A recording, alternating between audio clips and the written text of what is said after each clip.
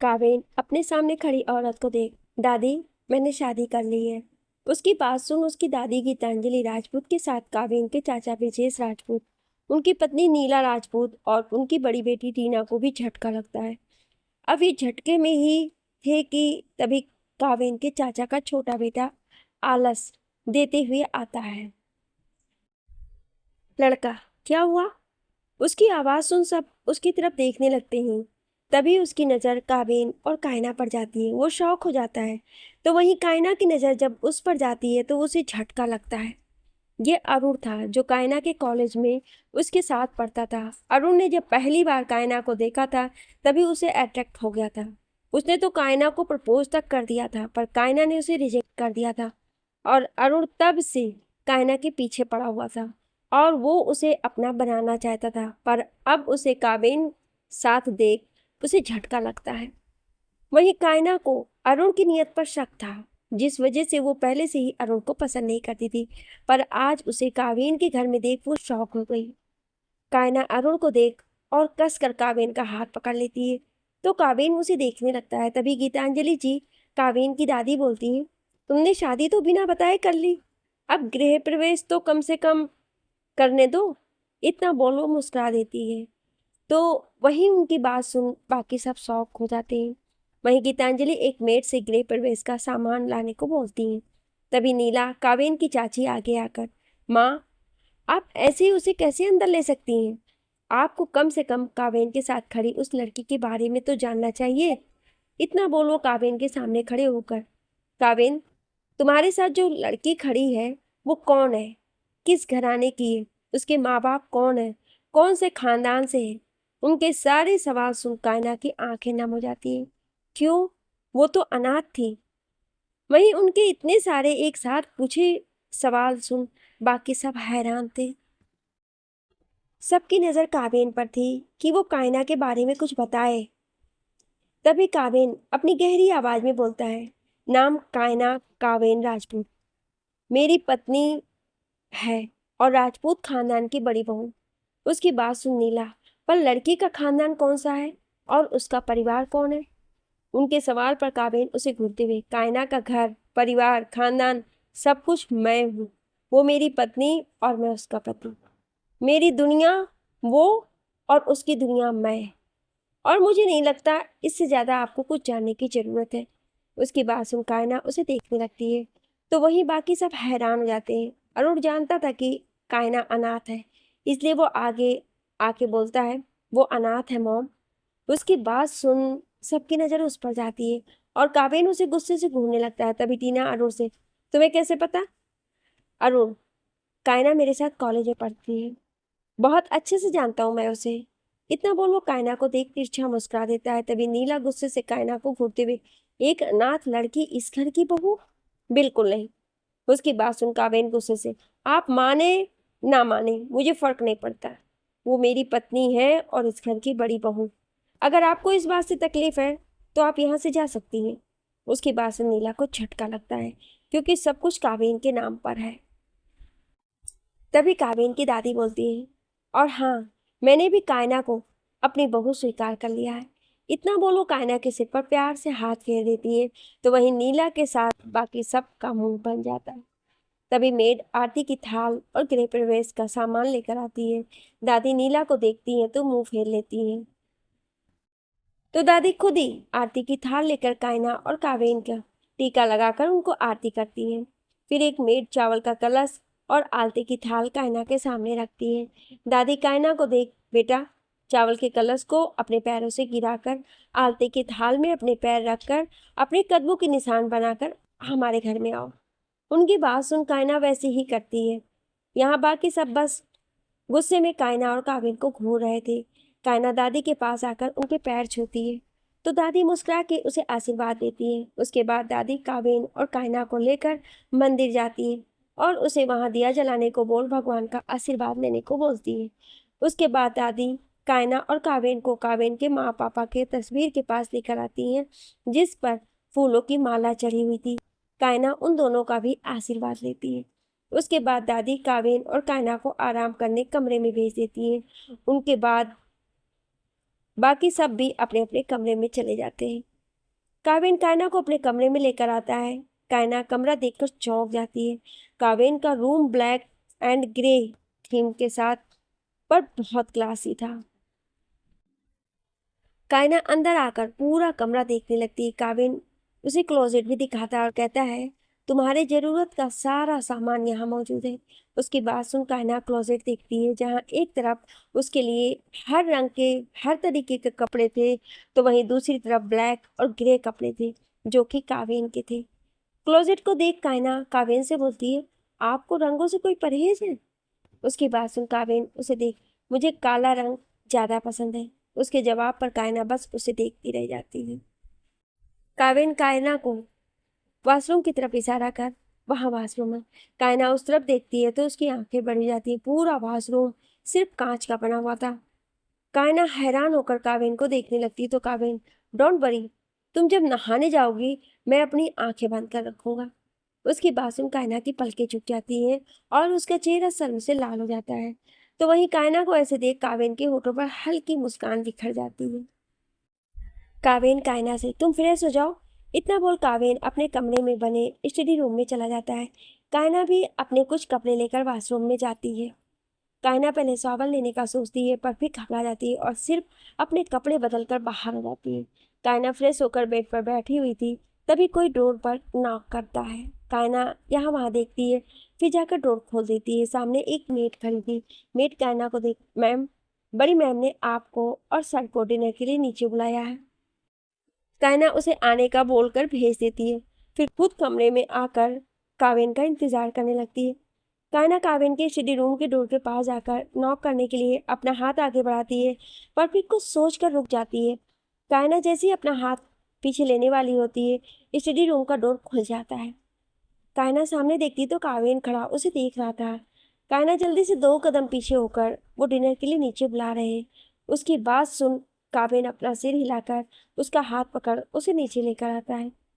काविन और कायना जब नीचे आते हैं तो डाइनिंग टेबल पर पूरा परिवार बैठा हुआ था।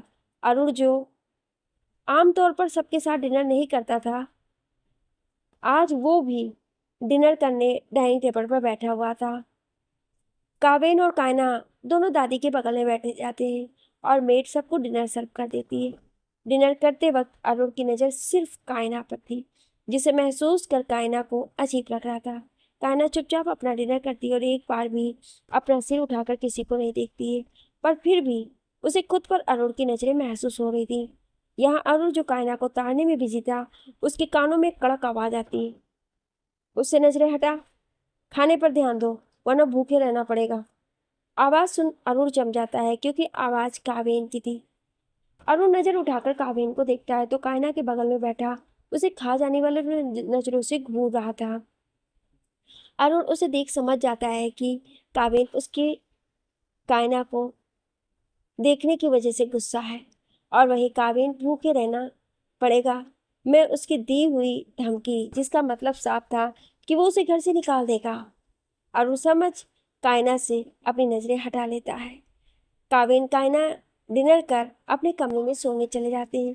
कमरे में आने के बाद कायना काविन के पीछे खड़ी होकर, मुझे आपको कुछ बताना है।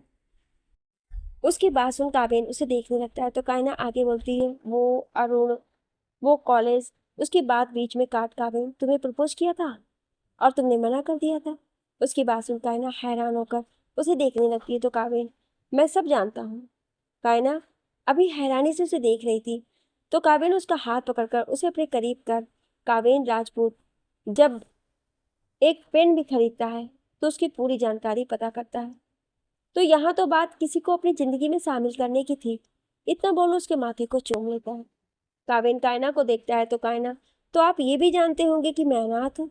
उसकी बात सुन काविन, अनाथ वो होता है जिसका कोई नहीं होता है, और तुम्हारा तो मैं हूँ। उसकी बात सुन कायना काविन की आंखों में ध्यान से देखती है, जहाँ उसे अपने लिए सिर्फ प्यार नजर आ रहा था। कायना काविन की आंखों में देखती हुई, आप मेरा साथ कभी नहीं छोड़ेंगे ना? काविन, मरने की बात भी नहीं।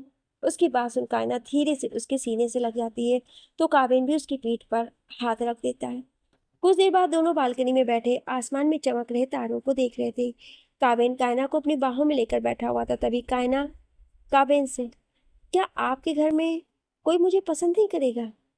उसके सवाल पर काबिल, तुम्हें बाकी किसी से कोई लेना देना नहीं रखना है, शिवाय दादी की। उसकी बात सुन कायना उसे देखने लगती है, पर उसके चेहरे पर गंभीर भाव देखो कुछ नहीं बोलती है। काबिल उसके चेहरे पर आ रहे बालों को उसके कान के पीछे कर, एग्जाम कब है तुम्हारे? कायना, अगले हफ्ते। काबिल, तुम्हारे एग्जाम के बाद हम हनीमून पर जाएंगे। उसके बाद सुन कायना का चेहरा लाल हो जाता है और वो जल्दी से काबिल के सीने में अपना चेहरा छुपा लेती है। एक बार फिर उसका लाल चेहरा देख काबिल के चेहरे पर स्माइल आ जाती है। कुछ देर बाद दोनों कमरे में आकर एक दूसरे के बाहों में सो जाते हैं। अगली सुबह कायना की नींद खुलती है और वो आलस देते हुए उठ के बैठ जाता है। तभी काबिल की आवाज आती है, गुड मॉर्निंग। आवाज सुन कायना उस तरफ देखती है तो उसकी आंखें लगभग बाहर आने को थी। काबिल जब कायना को खुद को ऐसे देखते हुए देखता है तो उसकी आंखों में शरारत उतर आती है। काबिल कायना की तरफ बढ़ जाता है। काबिल कायना के पास जाकर खड़ा हो जाता है। वहीं कायना अभी उसके बॉडी को ही देख रही थी। तो काबिल, तुम चाहो तो मुझे छूकर भी देख सकती हूँ। उसकी बात सुन कायना बिना ज्यादा ध्यान दिए अपना हाथ उसे छूने के लिए बढ़ाती है। कायना अपना हाथ काबिल के पेट पैक पर रखकर उसे छू के देखने लगती है। कायना उसे छूते हुए, क्या ये असली है? उसके बाद सुन काबिल मुस्कुराकर उसके हाथ पर अपना हाथ रख देता है। काबिल के हाथ रखते ही कायना जैसे होश में आती है और काबिल के चेहरे की तरफ देखने लगती है। कायना जब काबिल के चेहरे की तरफ देखती है तो उसकी नजरें काबिल की नजरों से मिलती है, जिससे कायना झटके से अपना हाथ उसके बॉडी पर से हटा लेती है और शर्मा कर अपना सिर झुका लेती है। एक बार फिर उसका शर्म से लाल चेहरा देख काबिल की मुस्कुराहट और बढ़ जाती है। कायना यहाँ वहाँ देखते हुए जल्दी से उठकर भागकर वॉशरूम में चली जाती है। कायना वॉशरूम में आकर डोर से लगकर गहरी सांसें लेने लगती है। फिर जाकर अपने चेहरे को धोने लगती है और उसके बाद अपने उस हाथ को देखने लगती है जिससे उसने काबिल की बॉडी को छुआ था। पर वो ये भूल जाती है कि वॉशरूम कांच का बना है तो काबिल उसे देख सकता है। काबिल वहीं खड़ा कायना की सारी हरकतें देख रहा था। तभी उसका मोबाइल बजता है, जिस वजह से वो कायना से अपनी नजरें हटाकर मोबाइल देखने लगता है। काबिल पराग का कॉल देख उठाकर बात करने लगता है। यहाँ कायना भी फ्रेश होकर बाहर आती है तो काबिल उसे देखकर, जल्दी तैयार हो जाओ, हमें ऑफिस जाना है। उसकी बात मान कायना जल्दी से तैयार होने लगती है। कुछ देर में कायना और काबिल दोनों तैयार होकर ऑफिस के लिए निकल जाते हैं। कायना और काबिल ऑफिस में आकर अपने अपने काम में लग जाते हैं। जहाँ काबिल अपनी मीटिंग में तो वहीं कायना अपने काम में। पर आज पूरे ऑफिस में कायना को लेकर अलग ही बात चल रही थी, क्योंकि आज कायना के गले में मंगलसूत्र और मांग में सिंदूर था। तो हर जगह कायना की शादी की चर्चा शुरू हो जाती है। काबिल अपनी मीटिंग खत्म कर अपने केबिन में आता है। काबिल अपनी चेयर पर बैठकर अपना सिर चेयर पर टिकाकर अपनी आंखें बंद कर लेता है। तभी पराग घड़ी देखता है तो काबिल के लंच का टाइम हो गया था। वो कायना को बुलाकर खुद काबिल के केबिन से बाहर चला जाता है। यहाँ कायना जब केबिन में आती है तो उसकी नज़र काबिल पर जाती है। कायना ध्यान से काबिल को देखती है। उसके चेहरे पर थकान साफ दिख रही थी।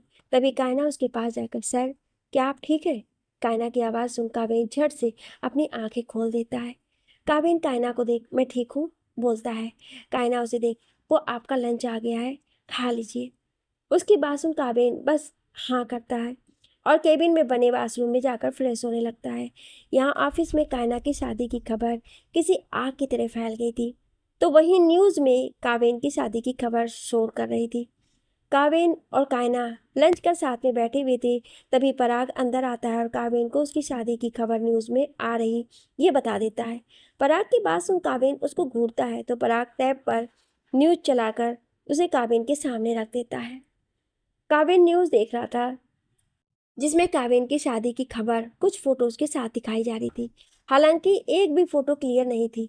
मीडिया में दिखाई जा रही किसी भी फोटो में ना काबिल का चेहरा नहीं, ना ही कायना का चेहरा दिख रहा था। तभी पराग, ये मीडिया ने आपकी शादी की फोटो ब्लर क्यों किए हैं? उसके सवाल पर काबिल, क्योंकि वो हमारे शादी की फोटोज नहीं है। उसकी बात सुन कायना और पराग काबिल को देखने लगते हैं तो काबिल आगे बोलता है, किसी ने मीडिया को बस एक खबर दी है कि मैंने शादी कर ली है, पर उसके पास सबूत नहीं था तो उसने यह तरीका अपनाया। उसकी बात सुन कायना भी उन फोटोज़ को ध्यान से देखने लगती है, जिसके बाद उसे भी समझ आता है कि वो किसी और की शादी की फ़ोटो ऐसे चैनल पर दिखा रहे हैं। काबिल पराग से, पता करो किसने मीडिया तक ये खबर पहुंचाई है। उसकी बात सुन पराग अपना सिर हिलाकर चला जाता है। अब केबिन में सिर्फ कावेन और कायना ही थी। तभी कायना का मोबाइल बजता है। कायना अपनी दोस्त का कॉल देख जल्दी से उठा लेती है। कॉल उठाने के बाद सामने से बात सुन कायना शॉक हो जाती है और उसके हाथ से ये मोबाइल गिर जाता है। उसे ऐसे देख कावेन जल्दी से कायना को पकड़ता है। कायना कावेन को अपनी नम आंखों से देखने लगती है तो कावेन उसके चेहरे को थाम कर, क्या हुआ कायना? वो कॉलेज, इसके आगे वो कुछ बोल नहीं पाती है तो काबिन उसे अपने सीने से लगाकर, मैं सब ठीक कर दूंगा। मैंने तुम्हारा और मेरा रिश्ता सबसे छुपाया क्योंकि मेरे दुश्मन बहुत हैं और मैं नहीं चाहता कि वो मुझसे दुश्मनी निकालने के लिए तुम्हें इस्तेमाल करें। उसकी बात सुन कायना की पकड़ उस पर और कस जाती है। कुछ देर बाद काबिन कायना को लेकर सोफे पर बैठा हुआ था। उसने पराग से कहकर कॉलेज में क्या हुआ पता करने को कहा था। पराग केबिन में आता है और काबिन के सामने खड़ा हो जाता है। काबिन उसे देखने लगता है तो पराग कुछ फोटोज काबिन के सामने रख देता है। उन फोटो में कायना काबिन की गाड़ी से उतरती हुई दिख रही थी तो कहीं उसकी गाड़ी में बैठती हुई। वो फोटोज देख काबिन की आंखें सक जाती हैं तो पराग बोलना शुरू करता है, किसी ने मैम ये सारी फोटो कॉलेज फोरम पर अपलोड कर एक पोस्ट किया है जिसमें लिखा गया है कि मैम ने किसी सुगर डैडी को फंसाया है और उसके पैसों पर मौज कर रही है। ये खबर पूरे कॉलेज में किसी आग की तरह फैल गई है और अब वहाँ कायना मैम की छवि एक गलत लड़की की हो गई है। इतना बोलो चुप होकर काबिन को देखता है जिसकी आंखों में इस वक्त गुस्सा था। वहीं कायना एकदम चुप काबिन की बाहों में थी। काबिन पर आंखों देख, कॉलेज की डीन से बात करो और 10 मिनट के अंदर पूरे शहर का मीडिया राजपूत कारपोरेशन के बाहर चाहिए मुझे। उसकी बात सुन पराग बाहर चला जाता है। यहाँ कायना कावेन को देखने लगती है तो कावेन उसे देखकर, डोंट वरी मैं सब ठीक कर दूंगा। उसकी बात सुन कायना को तसल्ली होती है। उसे तो ज़्यादा फर्क नहीं पड़ता कि उसके बारे में कोई क्या कह रहा है, पर अब वो कावेन की वाइफ थी। ऐसे में अगर कोई उसके चरित्र पर कीचड़ उछालेगा तो कावेन के ऊपर इफेक्ट होगा। यही सोच कायना परेशान हो रही थी। पराग बाहर आकर मैनेजर को सारी मीडिया को बुलाने का बोल खुद कॉलेज के प्रिंसिपल से बात करता है। ठीक 10 मिनट बाद पराग काविन को बताता है कि सारी मीडिया आ गई है तो काविन कायना को फ्रेश होने को बोलता है। कायना के फ्रेश होने के बाद काविन कायना को लेकर सारी मीडिया से बात करने निकल जाता है। यहाँ राजपूत कॉरपोरेशन के बाहर सारी मीडिया खड़ी आपस में बातें कर रही थी। तभी वहाँ पराग के साथ काविन आता है। काविन को देख सारी मीडिया एकदम से चुप हो जाती है। काविन एक नज़र सब जगह घुमाता है फिर बोलना शुरू करता है, आप सबने अपने न्यूज़ चैनल पर मेरी कुछ तस्वीरें दिखाकर मेरी शादी की खबरें फैलाई हैं। इतना बोल रुकता है तो एक रिपोर्टर काविन से सवाल करता है, तो सर क्या आप ये बताएंगे कि सच में आपने शादी की है? उसके सवाल के बाद दूसरा रिपोर्टर, हाँ, क्योंकि तस्वीरों में आपके साथ एक लड़की बहुत करीब दिख रही है और आज तक आपके साथ किसी लड़की को देखा नहीं गया है। तीसरा रिपोर्टर, कहीं ऐसा तो नहीं कि आपने कुछ गलत किया है? उनके सवाल सुन काबिन का चेहरा कठोर हो जाता है और वो अपनी कठोर आवाज में सबको देखकर कहता है, हाँ ये सच है कि मैंने शादी कर ली है। उसकी बात सुन सारी मीडिया आपस में बातें करने लगते हैं। तो वहीं दूसरी तरफ कॉलेज के असेंबली में एक बड़े से पर्दे पर काबिन मीडिया के साथ हो रहा ये इंटरेक्शन दिखाया जा रहा था। वहाँ के स्टूडेंट को अब तक समझ नहीं आ रहा था कि क्यों उन्हें काबिन की शादी की खबरें दिखाई जा रही है। यहाँ काविन की शादी की खबर सुन पूरी मीडिया के होश उड़ गए थे तो वहीं राजपूत कारपोरेशन के स्टाफ भी शौक थे। तभी एक रिपोर्टर, तो मिस्टर राजपूत क्या आप बताएंगे आपने किस लड़की से शादी की है? उसके सवाल पर काविन उनसे कुछ दूर जाकर एक कोने में खड़ी कायना की तरफ हाथ बढ़ाता है। कायना भी बिना किसी के फिक्र के उसके हाथ में अपना हाथ दे देती है। काविन कायना का हाथ थाम उसे मीडिया के सामने लाता है। काविन कायना की कमर पकड़कर मीडिया से, ये है मेरी वाइफ कायना काविन राजपूत। उसकी बात पूरी होते ही सारी मीडिया फटाफट काविन और कायना की फोटोज लेने लगती है। तो वहीं कॉलेज में जब सब काविन के साथ कायना को देखते हैं और उसके लिए काविन के मुंह से वाइफ सुनते हैं तो उनके होश उड़ जाते हैं। जहाँ कॉलेज में एक तरफ धोनी कायना के लिए खुश थी तो वहीं इनाया अपने बगल में बैठे अरुण को शौक होकर देख रही थी। वहीं होश तो राजपूत कॉर्पोरेशन के स्टाफ के भी उड़े हुए थे ये जानकर कि कायना कावेन की वाइफ है। कावेन मीडिया को देख, अब आप सब मेरी ओर कायना के असली फोटो के साथ न्यूज़ दिखाना। इतना बोलो कायना का हाथ पकड़कर उसे लेकर वहां चला जाता है तो वहीं मीडिया अपना सिर झुका लेती है। दूसरी तरफ काबिन के कुछ दुश्मनों की नज़र अब कायना पर आ गई थी। मीडिया को इंटरव्यू देने के बाद काबिन कायना को लेकर अपने केबिन में आता है। काबिन कायना को सोफे पर बैठाकर किसी को कॉल कर बात करने लगता है। काबिन कॉल पर बात करते हुए अपने केबिन के कांच की विंडो के पास जाता है। काबिन अपना एक हाथ उस कांच की विंडो पर रखकर बात कर रहा था और उसकी नज़रें बाहर के भीड़ पर थी। तभी उसे अपने पेट पर दो हाथ महसूस होते हैं। काबिन उसकी खुशबू से समझ जाता है कि ये कायना है। कायना काबिन की पीठ से अपना सिर लगाकर उसके पेट पर अपनी पकड़ कस देती है। वहीं काबिन अपना कॉल कट कर देता है। कायना ऐसे ही काबिन को पकड़े रहती है। काबिन को कुछ अजीब महसूस होता है और पीछे पलटकर कायना को देखता है। काबिन देखता है कि कायना का चेहरा आंसू से भरा हुआ है। काबिन उसके चेहरे को अपने दोनों हाथों में थामकर उसके आंसू को पोंछकर बोलता है, क्या हुआ? कायना उसे देखकर, सब मेरी वजह से हो रहा है ना? इतना बोलते ही एक बार फिर उसके आंसू गाल पर आ जाते हैं।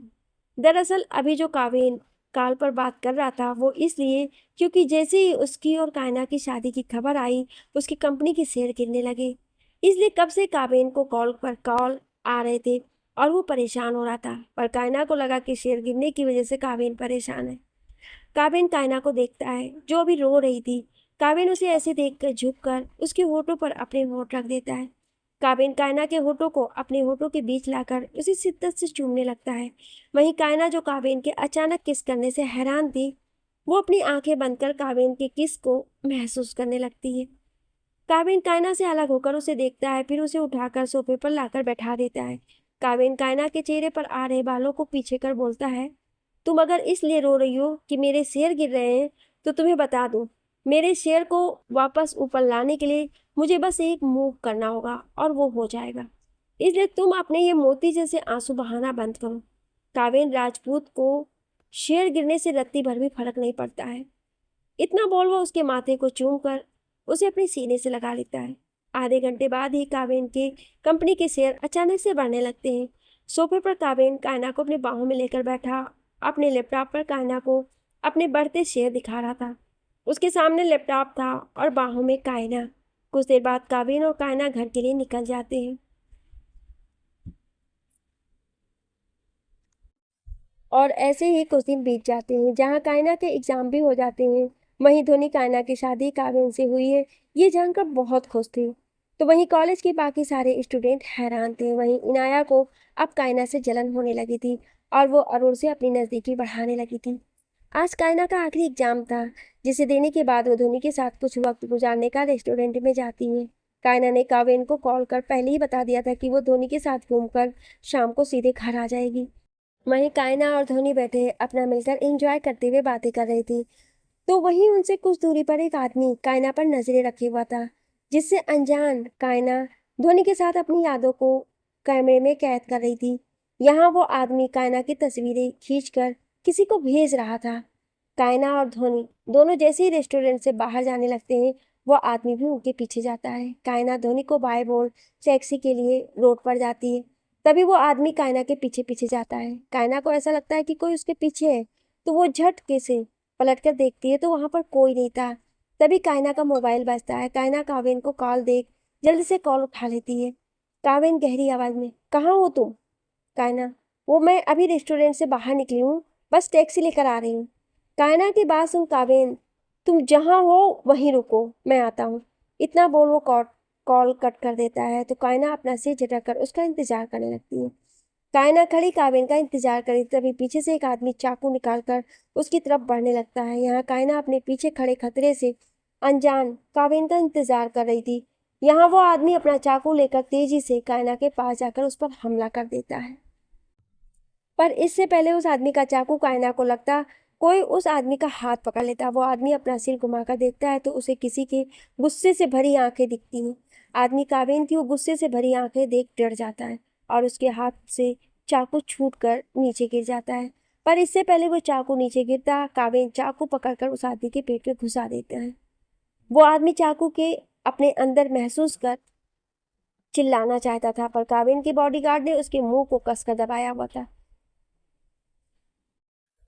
कायना को कुछ आवाज महसूस होती है और वो झट से पीछे पलटती है तो चौंक जाती है, क्योंकि उसके सामने खड़ा था काबिन के ऐसे अचानक आने से कायना घबरा जाती है। कायना अपने सीने पर हाथ रखकर गहरी सांस लेकर, आपने तो डरा दिया मुझे। इतना बोलो काबिन के पीछे देखती जहाँ बॉडीगार्ड खड़ा था। कायना को कुछ अजीब लगता है पर वो कुछ नहीं बोलती। तभी काबिन, चलो घर। इतना बोलो कायना का हाथ पकड़कर आगे बढ़ जाता है।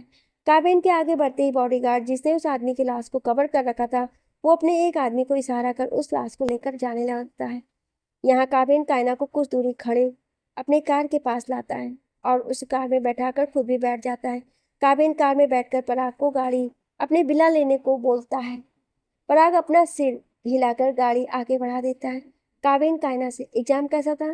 काबिन के इस सवाल पर कायना मुस्कुराकर उसे सारी बात बताने लगती है कि आज उसका एग्जाम था और उसने अपने कॉलेज का आखिरी दिन धोनी के साथ कैसे बिताया, उसने क्या खाया, कितना एंजॉय किया, सब बताने लगती है।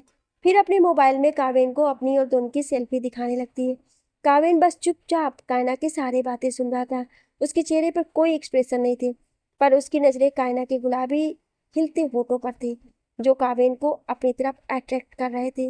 वहीं कायना काबिन को अपनी तरफ हो रहे अट्रैक्शन से बेखबर बस बोले जा रही थी। जब काबिन से कंट्रोल नहीं होता है तो वो कायना को अपनी तरफ खींचकर उसके होठों पर अपने होठ रख देता है। उसे अचानक से हुई इस हरकत से कायना पहले तो शॉक हो जाती है, पर फिर काबिन के होठों को महसूस कर अपनी आंखें बंद कर लेती। वहीं पराग, जो गाड़ी ड्राइव कर रहा था, वो जब रिव्यू मिरर में ये नज़ारा देखता है तो जल्दी से गाड़ी का पार्टीशन ऑन कर देता है, जिससे आगे की सीट और पीछे की सीट में बीच में पर्दा गिर जाता है। अब पराग को कुछ नहीं दिख रहा था, तो वो राहत की सांस लेते हुए मन में, सर को हम सिंगल लोगों के बारे में भी सोचना चाहिए, कम से कम हमारे सामने तो ये सब नहीं करना चाहिए। यहाँ काबिन कायना को बहुत ही शिद्दत से चूम रहा था। काबिन का एक हाथ कायना के सिर के पीछे तो दूसरा हाथ कायना के कमर पर था। वहीं कायना के दोनों हाथ काबिन के सीने पर थी। कुछ ही देर में जब कायना की सांसें उखड़ने लगती है तो काबिन कायना के होठों को अपने होठों से आजाद करता है। कायना गहरी सांस लेने लगती है तो वहीं काबिन कायना को निहारने लगता है। अचानक काबिन कायना को पकड़कर अपनी गोद में बैठा लेता है। कायना उसकी एकदम से हुई इस हरकत से हैरान होकर उसे देखने लगती है तो वहीं काबिन उसे अपने सीने से लगाकर अपनी आंखें बंद कर लेता है। कायना, जो काबिन के सीने से लगी हुई थी, वो उसकी बढ़ी हुई धड़कन साफ सुन पा रही थी। कायना काबिन को देखती है जो उसे अपने सीने से लगा अपनी आंखें बंद किए हुए था। कायना अपना हाथ बढ़ाकर उसके गाल पर रख बोलती है, क्या आप परेशान हो? उसके सवाल पर काबिन अपनी आंखें खोल उसे देखने लगता है। अभी उसका चेहरा एक्सप्रेशन लेस था। तभी काबिन कायना के माथे को चूमकर, मैं कल सुबह ऑस्ट्रेलिया जा रहा हूँ। उसकी बात सुन कायना हैरानी से उसे देखने लगती है। काबिन आगे बिना कुछ बोले बस उसे अपने सीने से लगा लेता है। कुछ देर में उनकी कार रुकती है और काबिन कायना के साथ बाहर आता है। दोनों राजपूत विला की तरफ बढ़ जाते हैं। दोनों डिनर कर अपने कमरे में आते हैं, जहाँ काबिन सोफे पर बैठा लैपटॉप में कुछ काम कर रहा था, तो वहीं कायना बेड पर बैठी उसे ही देख रही थी। काबिन अपना काम खत्म कर बेड की तरफ बढ़ जाता है। काबिन कायना के पास आकर उसे अपनी बाहों में भर लेता है। कायना भी उसे पकड़ लेती है। कुछ देर ऐसे ही रहने के बाद काबिन बोलता है, कायना, बस 2 से 3 दिनों के लिए मैं ऑस्ट्रेलिया जा रहा हूँ, उसके बाद मैं वापस आ जाऊँगा, और अगर काम जरूरी नहीं होता तो मैं नहीं जाता। उसकी बात सुन कायना बस अपना सिर हिला देती है। तभी काबिन मन में, मैं हमारे दुश्मनों से डील करने जा रहा हूँ कायना, अगर वहाँ खतरा नहीं होता तो मैं तुम्हें अपने साथ जरूर लेकर जाता। मैं नहीं चाहता कि मेरी दुश्मनी की वजह से तुम्हारे ऊपर हर वक्त खतरा रहे। इस बार मैं सब अच्छे से करके आऊँगा ताकि तुम्हें एक अच्छी और सुरक्षित जिंदगी मिल सके। इतना बोल उसके माथे को चूम लेता और कुछ देर में दोनों ऐसे ही सो जाते। अगली सुबह सुबह के 4 बज रहे थे और काबिन ऑस्ट्रेलिया जाने के लिए तैयार हो रहा था और कायना उसे देख रही थी। कायना उसे देख रही थी, उसके दिल में एक अजीब सी बेचैनी हो रही थी और वो काबिन को रोकना चाहती थी। तभी काबिन कायना के पास आकर उसके, मैं जब तक ऑस्ट्रेलिया से वापस नहीं आ जाता तुम घर से बाहर नहीं जाना। उसकी बात सुन कायना बिना कुछ बोले झट से उसके सीने से लग जाती है। काबिन भी उसकी पीठ पर हाथ रख देता है तो कायना, प्लीज मत जाइए ना। उसकी बात सुन काबिन उसे खुद से अलग कर देखने लगता है तो कायना नम आंखों से उसे देखकर, क्या आपका जाना जरूरी है? क्या आप जाना कैंसिल नहीं कर सकते? मुझे बहुत घबराहट हो रही है। काबिन उसके चेहरे को अपने दोनों हाथों में थाम, मैं जल्दी वापस आ जाऊंगा, इतना बोल वो उस झुके हुए उसके होठों पर अपने होठ रख उससे एक पैसे किस करता है, फिर उसे अलग होकर उसके माथे को चूम कर अकेले बाहर मत जाना और अपना ख्याल रखना। उसकी बात सुन कायना की आंखों के आंसू उसके गाल पर आ जाते। उसे पता नहीं क्यों घबराहट हो रही थी। काबिन कायना के आंसू पोंछकर कमरे से बाहर चला जाता है। यहाँ कायना बस उसे जाते हुए देखती रह जाती है। काबिन घर के बाहर आकर पराग को देखकर, घर की सिक्योरिटी बढ़ा दो और कायना के लिए तो बॉडीगार्ड रख दो। उसकी बात सुन पराग बस अपना सिर हिला देता है। काबिन अपनी गाड़ी में बैठे वहां से निकल जाता है। काबिन को जाते हुए अरुण अपने कमरे की खिड़की से देख रहा था। काबिन को जाते ही उसके चेहरे पर एक अजीब सी मुस्कान आ जाती है।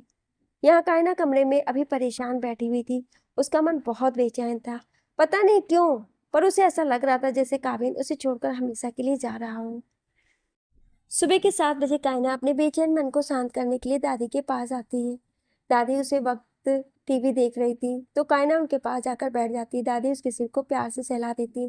ठीक उसी वक्त टीवी में एक ब्रेकिंग न्यूज आने लगती है कि सुबह ऑस्ट्रेलिया जाने वाली फ्लाइट कुछ आग लगने की वजह से क्रैश हो गई है और उसमें बैठे लगभग सभी लोग मारे जा चुके हैं। न्यूज देखने के बाद कायना के पैरों तले जमीन खिसक जाती है। उसे ऐसा लगता है जैसे उसकी धड़कन रुक गई हो। वहीं न्यूज को देख दादी के हाथ से रिमोट छूटकर नीचे गिर जाता है। कायना धीमे से काविन इतना बोल वो जल्दी से बाहर की तरफ भागने लगती। कायना जल्दी से घर के बाहर निकल जाती। बाहर आते उसे सिक्योरिटी गार्ड रोक देते हैं तो कायना एकदम से गुस्से से उन पर चिल्लाने लगती है और उन सबको धक्का देकर बाहर निकल जाती है। उसे ऐसे जाते देख एक सिक्योरिटी गार्ड जल्दी से किसी को कॉल करता है। यहाँ कायना बाहर आकर अपने आंखों से गालों पर आ रहे आंसू को पोंछ कर टैक्सी देखने लगती। जब बहुत देर रुकने के बाद भी कायना को टैक्सी नहीं मिलती है तो कायना बिना किसी की परवाह किए बीच सड़क पर पागलों की तरह दौड़ने लगती है। कायना बस अपने आंसू पोंछते हुए बीच सड़क पर भाग रही थी। कायना ध्यान ही नहीं देती कि वो कितनी गाड़ियों के सामने आकर बची है। वो बस भागे जा रही थी। अचानक उसके सामने एक गाड़ी आती है और कायना को टक्कर मारकर चली जाती है। कायना गाड़ी की टक्कर की वजह से वहीं सड़क पर गिर जाती है जिससे उसके सिर पर चोट आ जाती है। कायना जख्मी हालत में सड़क पर पड़ी हुई थी और उसके मुंह से धीमे से बस इतना निकलता है, मुझे काबिन के पास जाना है। और उसके बाद उसकी आंखें बंद हो जाती हैं। कायना की जब आँख खुलती है तो वो खुद को एक अंधेरे कमरे में पाती है। कायना चौंक कर यहाँ वहाँ देखने लगती है और अपनी जगह से उठकर वहां से जाने लगती है। अचानक कायना एक जगह आकर रुक जाती है क्योंकि उसे सामने से एक परछाई आते हुए दिखती है। कायना घबराकर छुप जाती है पर जैसे वो परछाई अंधेरे से थोड़ी रोशनी में आती है कायना चौंक जाती है क्योंकि वो कावेन था। कावेन को देख कायना खुश होकर उसकी तरफ जाने लगती है पर अचानक वो रुक जाती है।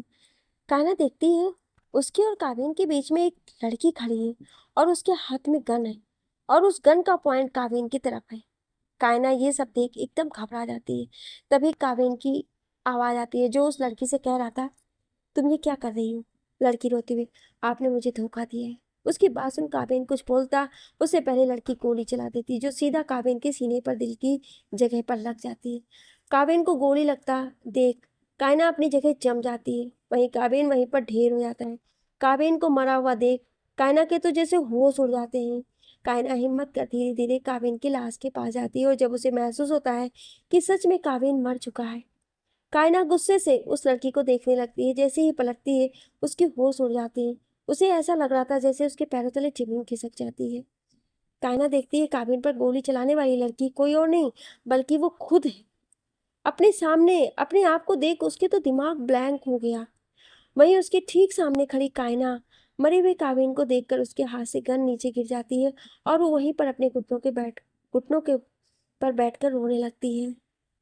कायना अभी हैरान होकर कभी मरे हुए काबिन को तो कभी खुद को जो बैठी रो रही है उसे देख रही थी। उसे कुछ समझ नहीं आ रहा था। वहीं अचानक कायना के कानों में कुछ आवाज आती है। कायना उस तरफ देखती है तो वहां एक इंसान खड़ा था और उसके हाथ में गन थी जिसका निशान कावेन ही था। कावेन को कुछ समझ नहीं आ रहा था पर तभी उसकी नजर उस गन पर जाती है जो उस कायना के हाथ से छूटकर नीचे गिरी हुई थी। कायना की आंखों को सामने अचानक कुछ घूम जाता है कि गोली कायना ने नहीं बल्कि उस इंसान ने चलाई थी जो कायना के पीछे खड़ा था।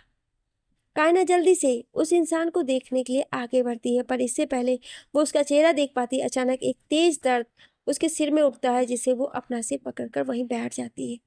कायना अपना सिर पकड़ कर बैठ जाती है और अचानक पिछले जन्म की सारी बातें याद आती हैं और उसकी आंखों के सामने एक फिल्म की तरह घूम जाती है। सब एक एक कर याद आने पर कायना की आंखों में आंसू भर जाते हैं। वहीं आखिरी उसे जो दिखता है वो ये था कि कायना ने काबिन पर गोली चला दी। ये देख कायना जोर से काबिन बोलकर उठ जाती है। कायना बेड पर उठकर बैठ जाती है और लंबी लंबी सांसें लेने लगती है। वो देखती है वो एक हॉस्पिटल के वार्ड के एक बेड पर है। कायना यहाँ वहाँ देखती है, उसे कोई नहीं दिखता है। अचानक उसे काबिन का प्लान क्रैश याद आता है और वो जल्दी से अपने हाथ में लगी ड्रिप खींचकर निकाल देती है और बेड से उतर जाती है। पर जैसे ही कायना बेड से नीचे उतरती है, उसके पैरों में दर्द की एक तेज लहर उठती है, जिससे कायना की चीख निकल जाती है। पर कायना उस दर्द को इग्नोर कर वार्ड से बाहर की तरफ जाने लगती है। वहीं बाहर कायना की चीख सुन नर्स जल्दी से उसकी तरफ जाने लगती है, पर तब तक कायना वार्ड से बाहर आ जाती है। कायना को वार्ड से बाहर देख नर्स उसे जल्दी से संभालने को आगे बढ़ती है। नर्स, मैम आप ये क्या कर रही हैं? आपको आराम की जरूरत है। उसकी बात सुन कायना उसका हाथ झटक, नहीं, मुझे मेरे काबिन के पास जाना। इतना बोल वो नर्स को धक्का देकर आगे बढ़ने लगती है। वहीं उस शोरगुल की आवाज़ सुन डॉक्टर और दूसरी नर्स भी वहां आते हैं और डॉक्टर के साथ काबिन भी वहीं आ जाता है। काबिन जब कायना को ऐसी हालत में देखता है तो जल्दी से उसकी तरफ बढ़ने लगता है, क्योंकि कायना को किसी और को अपने करीब नहीं आने दे रही थी। वहीं कायना नर्स से खुद को छुड़ाकर जैसे ही पलटती है, उसकी नज़र उसकी तरफ आ रही काबिन पर जाती है।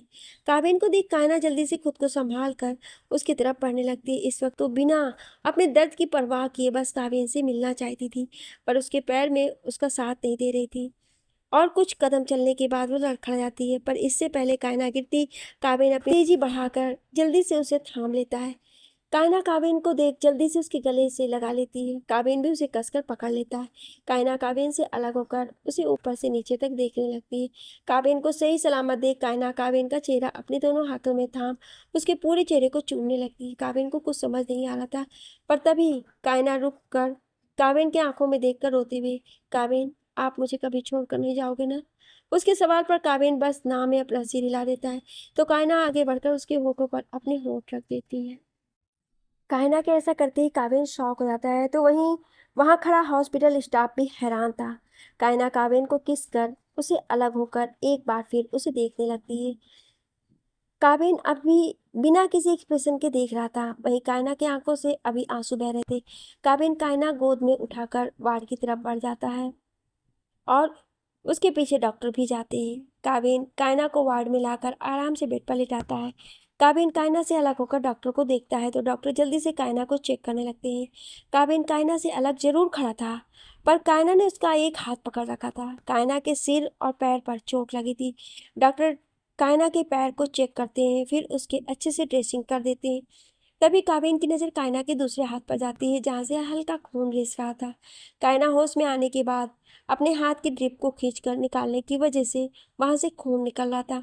काबिन डॉक्टर को कायना के दूसरे हाथ की तरफ इशारा करता है, तो डॉक्टर वहां भी दवाई लगा देता है।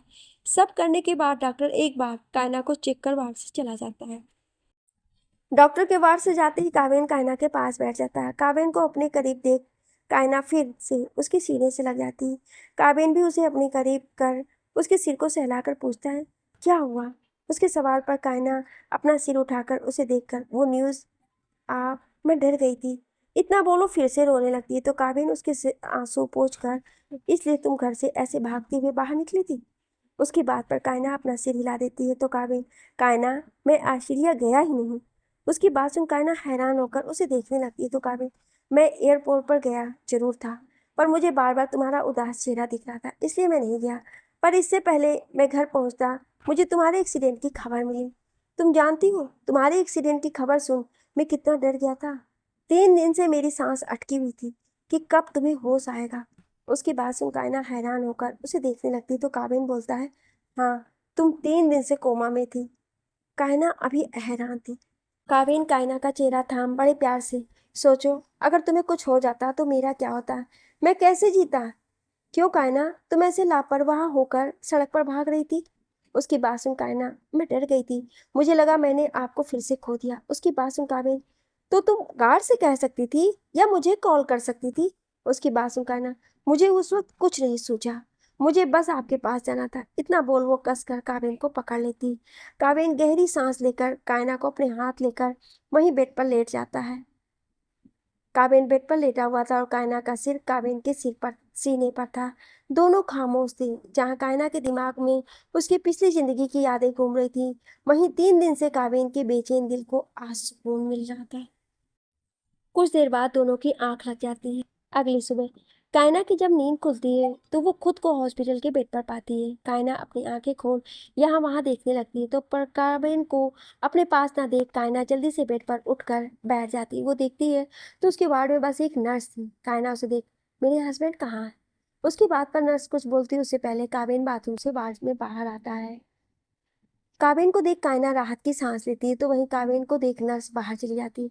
काबिन कायना के पास आता है तो कायना झट से उसके गले लग जाती है। काबिन उसकी बढ़ी हुई धड़कन सुनकर हैरान था, पर उसके चेहरे पर कोई भाव नहीं थी। काबिन कायना से, मैंने डॉक्टर से बात कर ली है, हम घर जा सकते हैं। उसकी बात सुन कायना अपना सिर हिला देती है। कुछ ही देर में काबिन कायना को लेकर घर के लिए निकल जाता है, पर यहाँ घर जाते वक्त भी कायना ने काबिन को एक पल के लिए भी नहीं छोड़ा था। काबिन की गाड़ी रुकते ही काबिन कायना को अपनी गोद में उठाकर घर की तरफ बढ़ जाता है। काबिन कायना को लेकर जैसे ही घर आता है, हॉल में उसे सब खड़े मिलते हैं। सब शौक होकर काबिन को देख रहे थे, तो वही काबिन सबको इग्नोर कर सीधा अपने कमरे की तरफ बढ़ जाता है। कमरे में आकर काबिन कायना को आराम से बेड पर लेटाता है। तभी कमरे में काबिन की दादी आती है। काबिन की दादी कायना के पास आकर, कैसी हो बेटा? कायना उन्हें देखकर, मैं ठीक हूँ दादी। दादी, बेटा ऐसी लापरवाही नहीं करते। जानती हो मेरा काबिन कितना परेशान था इन 3 दिन में एक भी बार वो सोया नहीं। उनकी बात सुन कायना हैरान होकर काबिन को देखती है, जो उसे ही देख रहा था। कुछ देर ऐसी ही बात करने के बाद दादी चली जाती है। दादी के जाने के बाद काबिन कायना के पास बैठ जाता है तो कायना उसे देखकर, आप मुझसे बहुत प्यार करते हो ना? उसकी बात पर काबिन बिना कुछ बोले बस उसे अपनी बाहों में भर लेता है, तो कायना भी खुद भी उसकी बाहों में समा जाती है। दूसरी तरफ राजपूत विला के एक कमरे में 4 लोग बैठे बातें कर रहे थे। ये कोई और नहीं, काबिन के चाचा ब्रिजेश, चाची नीला, टीना और अरुण थे। नीला बेड पर बैठकर, मुझे लगा था काबिन उस प्लेन में क्रैश में मर गया है, पर ये तो जिंदा था। इतना बोल वो चुप हो जाते। तो अरुण आगे बोलता है, कुछ करना पड़ेगा, क्योंकि काबिन को मारना आसान नहीं है। ऊपर से सारा बिजनेस और प्रॉपर्टी उसके नाम पर है। टीना, और पहले तो क्या कम था जो अब अपनी बीवी को भी लेकर आ गया है? और ये सब यहीं क्यों रहता है? पहले तो फार्म हाउस में रहता था। उन सब की बात सुन ब्रिजेश, क्या काव्य सच में उस लड़की से प्यार करता है? उसकी बात सुन सब उन्हें देखने लगते हैं। नीला, आप कहना क्या चाहते हैं? ब्रिजेश, अगर कोई ऐसी लड़की काव्य की जिंदगी में हो जो हमारी सारी बातें माने, तो हमारा काम बन सकता है। उनकी बात सुनी ना। डैड, आप कहना क्या चाहते हैं? ब्रिजेश, काव्य जिस तरह लड़कियों से दूर रहता था, तो मुझे लगता था कि वो कभी शादी नहीं करेगा, पर उसने शादी कर ली, वो भी हमें बिना बताए। अगर कावेन की शादी उस लड़की से ना होकर हमारी किसी जान पहचान वाली लड़की से होती, तो हमारा काम आसान हो जाता। उनकी बात सुन नीला, पर यह होगा कैसे? क्योंकि कावेन ने तो पहले ही उस लड़की से शादी कर ली है। उनकी बात सुन, क्यों? क्या शादी के बाद अफेयर नहीं होते? उसकी बात सुन सब उसे देखने लगते हैं। तो अरुण, हमें बस कावेन की जिंदगी में एक ऐसी लड़की लानी है जो कावेन को अट्रैक्ट कर सके। उसकी बात के बाद टीना, हाँ, और वैसे भी वो लड़की जो अभी उसके साथ है, वो तो कुछ खास भी नहीं दिखती। उन दोनों की बात सुन नीला, और अगर कावेन सच में उस लड़की से प्यार करता हो तब क्या? उनकी बात सुन ब्रिजेश, तो भी अच्छा ही है, बस उन दोनों के बीच गलतफहमी पैदा कर दोनों को अलग कर दो। अपने प्यार से अलग होने की वजह से कावेन टूट जाएगा, तभी सही मौका होगा उसकी जिंदगी में किसी लड़की को लाने का। उनकी बात सुन टीना, पर यह होगा कैसे? अरुण टेढ़ा मुस्कुरा के, मैं हूं ना, बस आप एक लड़की को ढूंढिए। उसकी बात सुन नीला, लड़की भी है? उसकी बात सुन तीनों उसे देखने लगते हैं। तो नीला, मेरे बड़े भाई की बेटी अरना। उनकी बात सुन सबके चेहरे के भाव बदल जाते हैं। आगे की कहानी जानने के लिए सुनिए अगले भाग में। क्या आप अगला भाग सुनना चाहते हैं तो कमेंट में यस जरूर लिखिएगा। Thank you.